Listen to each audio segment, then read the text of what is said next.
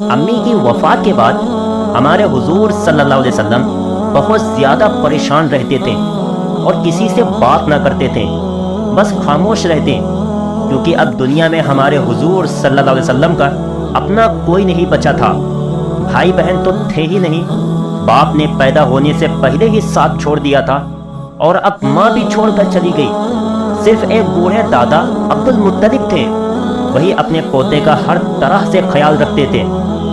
لیکن ایک 6 سال کا بچہ اپنے دل کا درد اپنے دادا سے کیا بیان کرتا؟ اس لیے ہمارے حضور صلی اللہ علیہ وسلم کے آنسو تنہائی میں ہی نکل کر خشک ہو جاتے تھے۔ کوئی آپ کا درد سمجھنے والا نہیں تھا۔ ماں کی وفات کا غم ایسا تھا کہ جسے ہمارے حضور صلی اللہ علیہ وسلم ساری زندگی نہ بھلا سکے۔ دادا عبد المطلب اپنے پوتے کا بہت زیادہ خیال رکھتے تھے۔ جب بھی کھانا کھانے بیٹھتے تو آواز لگا کر بلاتے کہ میرے بیٹے محمد کو لے کر آؤ، میں اس کے ساتھ کھانا کھاؤں گا۔ اور پھر ہمارے حضور صلی اللہ علیہ وسلم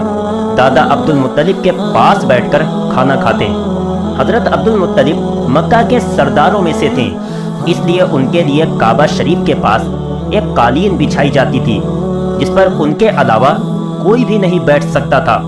یہاں تک کہ ان کے لڑکے بھی نہیں۔ ایک بار حضرت عبد المطلب کعبہ کے پاس اپنی قالین پر بیٹھے ہوئے تھے اور دوسرے لوگ آس پاس انہیں گھیرے بیٹھے تھے کہ تبھی ہمارے حضور صلی اللہ علیہ وسلم چلتے ہوئے آئیں اور دادا عبد المطلب کے قالین پر بیٹھنے لگے۔ تو ایک آدمی نے ہمارے حضور صلی اللہ علیہ وسلم کا ہاتھ پکڑ کر انہیں پیچھے کو گھسیٹ دیا اور کہنے لگا کہ اے بیٹا، تم اس قالین پر نہیں بیٹھ سکتے، یہ ہمارے سردار عبد المطلب کے قالین ہے۔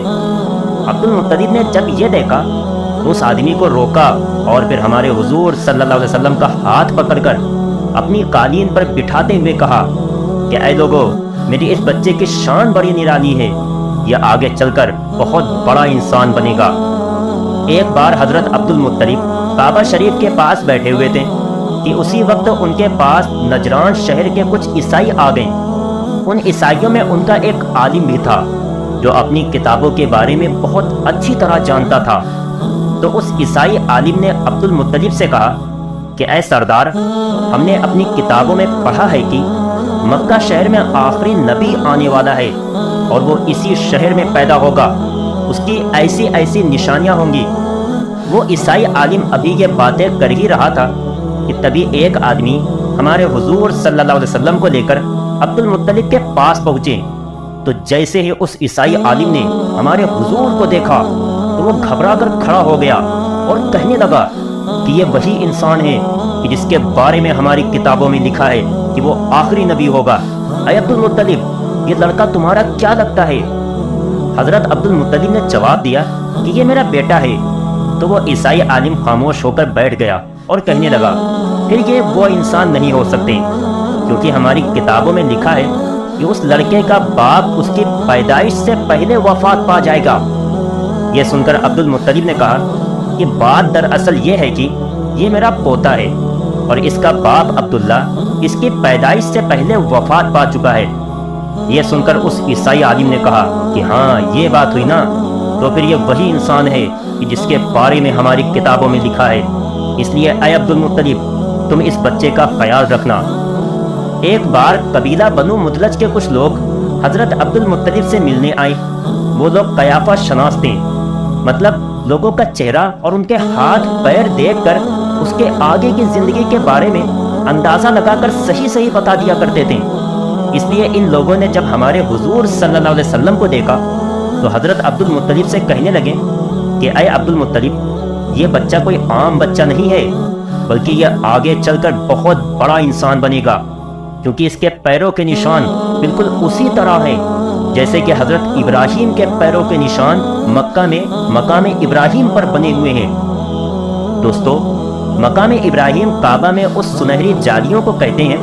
جس کے اندر ایک ایسا پتھر رکھا ہوا ہے کہ جس پر آج بھی حضرت ابراہیم کے پیروں کے نشان بنے ہوئے ہیں۔ ہمارے حضور صلی اللہ علیہ وسلم کی بچپن ہی سے شان بڑی نرالی تھی۔ حضرت عبد المطلب کی جب بھی کوئی چیز کھو جاتی اور وہ انہیں ڈھونڈے نہ ملتی تو وہ اس چیز کو ڈھونڈنے کے لیے پھر ہمارے حضور صلی اللہ علیہ وسلم کو بھیجتے،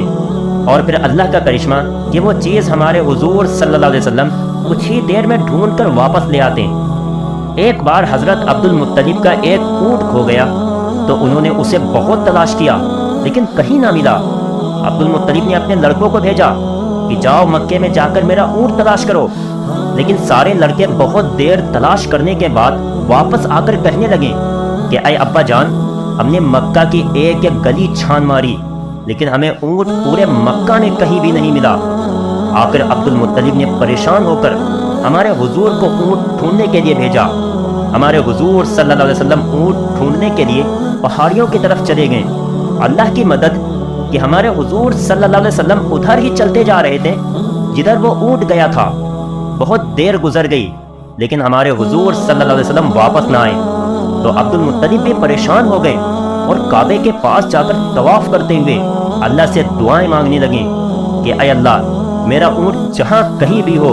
اسے میرے پوتے محمد کے ہاتھ لگا دیں اور میرے پوتے محمد کو جلدی سے میرے پاس بھیج دے، میں اس کے بغیر بہت بے چین ہو رہا ہوں۔ عبد المطلب یہ دعا مانگ ہی رہے تھے کہ تبھی سامنے سے ہمارے حضور صلی اللہ علیہ وسلم اپنے ہاتھ میں اونٹ کی رسی پکڑے کعبہ کی طرف آتے نظر آئے۔ عبد المطلب نے دوڑ کر ہمارے حضور صلی اللہ علیہ وسلم کو گلے سے لگا لیا اور کہنے لگے کہ بیٹا، میں تمہاری جدائی سے بہت پریشان تھا، اب میں کبھی تم کو اپنے سے دور نہیں بھیجوں گا۔ ایک بار مکہ شہر میں بہت سوکھا پڑ گیا، کئی سالوں سے بارش نہیں ہو رہی تھی، جانور بھی پیاس سے مرتے جا رہے تھے، لوگوں کی حالت بہت خراب تھی، سب موت کی کگار پر تھے کہ انہی دنوں میں ہمارے حضور صلی اللہ علیہ وسلم کی دادی اور حضرت عبد المطلب کی بیوی حضرت رقیہ نے ایک خواب دیکھا کہ کوئی کہہ رہا ہے کہ اے مکہ والو، تمہارے بیچ ایک نبی آنے والا ہے اور اس نبی کے ظاہر ہونے کا وقت قریب آ چکا ہے، اس نبی کی وجہ سے تمہیں زندگی ملے گی اور تم پر خوب بارشیں ہوں گی، تمہاری فصلوں اور جانوروں میں برکت ہوگی۔ اے مکہ والو، اگر تم اپنے علاقے میں بارش کروانا چاہتے ہو تو اپنوں میں سے ایک ایسے انسان کو تلاش کرو کہ جس کا رنگ گورا ہو، قد لمبا ہو اور اس کی پلکیں کھنی ہو اور بھویں آپس میں ملی ہو۔ وہ انسان اپنے سارے لڑکوں کو لے کر نکلے اور تم میں سے ہر خاندان کا ایک انسان اس آدمی کے ساتھ جائے،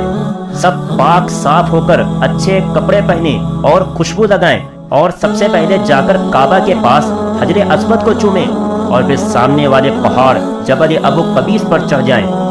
اس پہاڑ پر پہنچ کر وہ آدمی جس کے بارے میں اوپر بتایا گیا ہے وہ بیٹھ کر بارش کی دعا کرے اور سارے لوگ آمین کہیں تو بارش ہو جائے گی۔ صبح اٹھ کر ہمارے حضور صلی اللہ علیہ وسلم کی دادی رقیہ نے یہ خواب جب مکہ والوں کو بتایا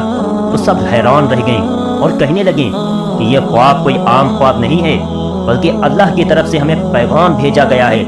کہ ہم اس طرح پہاڑ پر چڑھ کر دعا مانگیں تو ہم پر بارش ہوگی، اس لیے چلو اور اس آدمی کو تلاش کرو کہ جس کے بارے میں خواب میں بتایا گیا ہے۔